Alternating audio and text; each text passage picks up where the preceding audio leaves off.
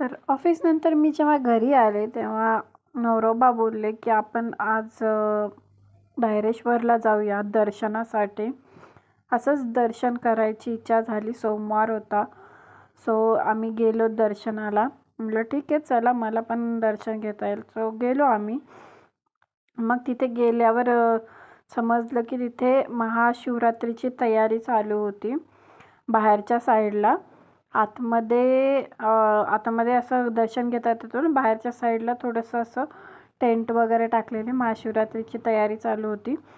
पण तिथे mobile allow नव्हता. सो मी हळूहळू तुमच्यासाठी थोडं थोडं कॅप्चर केले आणि ते दर्शन घेतलं. खूप छान वाटलं दर्शन घेऊन.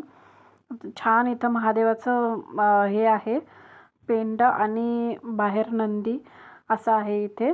आणि तिकडच्या साईडला थोडंसं ह्या साईडला जिथे आता मी आले तिथे स्वामींचं मंदिर आहे आणि तिथे गेलो. मग आम्ही इकडचं महादेवाचं दर्शन घेतलं आणि मग नंतर स्वामींच्या दर्शनाला गेलो. स्वामींचं दर्शन केलं. खूप छान शांत वाटत होतं. मग घरी येत होतो. घरी येतानाच लागली होती आता भूक. 8 वाजले होते. म्हटलं काहीतरी खाऊन घेऊनच जावं.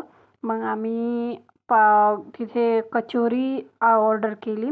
आधी कचोरी खाल्लं, मग मंचुरियन, मग पाणीपुरी, असं पोटभर खाऊन घरी आलोत.